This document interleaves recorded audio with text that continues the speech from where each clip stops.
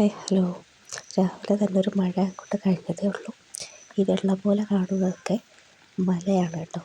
ഇങ്ങനെ മല, അപ്പുറത്തൊരു മല, അങ്ങനെയായിട്ട് മലയായിട്ട് കിടക്കുകയാണ്. കാണുമ്പോൾ നമുക്കാവുന്ന ആകാശം പോലെ ഇങ്ങനെ കിടക്കുകയാണ്. ഇടുക്കിയിലൊക്കെ ഒരു മഴ പെയ്ത് കഴിഞ്ഞാൽ തന്നെ അപ്പോഴേ മഞ്ഞതുപോലെ മഞ്ഞാവും. ഞങ്ങളീ താമസിക്കുന്ന വീടിന് ചുറ്റും മലയാണ് കേട്ടോ.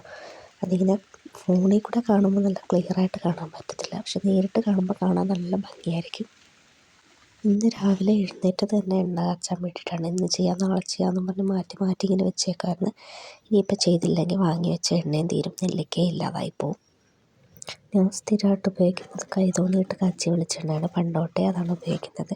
എനിക്ക് നല്ലതായിട്ട് തന്നിട്ടുണ്ട്. തലയിലെ ചൊറിച്ചിലൊക്കെ മാറും, താരനൊക്കെ പോകാനും മുടി വളരാനും ഒക്കെ നല്ലതാണ്. അപ്പോൾ എണ്ണ കാച്ചാനുള്ള ആ ഒരു സാധനങ്ങളെല്ലാം മിക്സ് ചെയ്ത് അടുപ്പിൽ വെച്ചു. എണ്ണ ആവുന്ന സമയം കൊണ്ട് ചായ ഇട്ട് കുടിക്കും.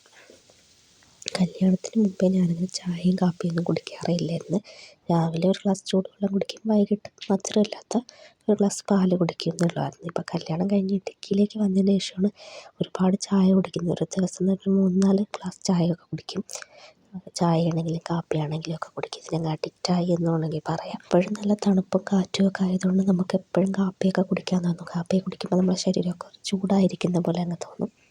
എനിക്ക് ചായയും കാപ്പിയൊക്കെ നല്ല ചൂടോടെ കൂടെ കുടിക്കാനാണ് ഇഷ്ടം കേട്ടോ.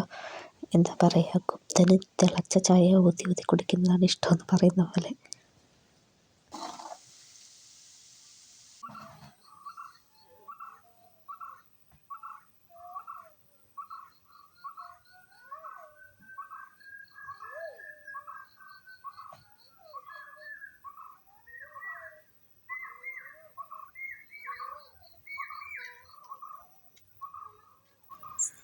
ഈ റോഡ് ഇങ്ങനെ കയറി ചെന്നിട്ട് അക്കരയിലോട്ട് കാണുന്നത് ഒരു മലയാണ് കേട്ടോ. ആ മലയുടെ മണ്ടയിൽ ഒരു അമ്പലമൊക്കെ ഉണ്ട്. പക്ഷേ ഈ ഫോണിൽ ഇങ്ങനെ വീഡിയോയിലൂടെ കാണുമ്പോൾ നമുക്ക് കാണാൻ പറ്റത്തില്ല. നേരിട്ട് കാണുമ്പോൾ നല്ല അടിപൊളിയായിട്ട് കാണാൻ പറ്റും. എൻ്റെ ഫോണിൽ അത്ര ക്ലിയറായിട്ട് അത് കാണാൻ പറ്റത്തില്ല.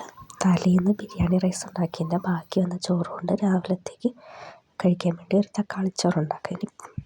ഇനിയിപ്പോൾ പിള്ളേർക്ക് കഴിക്കാൻ വേണ്ടിയിട്ട് കുറച്ച് മൈദയും മുട്ടയും പഞ്ചസാരയും കൂടെ ചേർത്തിട്ട് ഞാൻ മിക്സ് ചെയ്ത് രാത്രി വെച്ചിട്ടുണ്ടായിരുന്നു. അത് ഒരു പാനിലോട്ട് ഒഴിച്ച് ദോശ പോലെ ഉണ്ടാക്കി വയ്ക്കാം.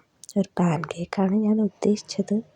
ഉണ്ടാക്കി വന്നപ്പോഴത്തേക്ക് ഒരു ദോശ പോലെയൊക്കെ ആയിട്ടുണ്ട്.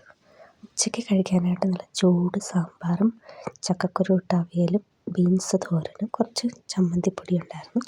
ചോറൊക്കെ കഴിച്ച് കുറേ നേരം TV ഒക്കെ കണ്ടു അങ്ങനെ ഇരുന്നു. അപ്പോൾ അടുത്തൊരു വീഡിയോ ആയിട്ട് പിന്നെ കാണാം.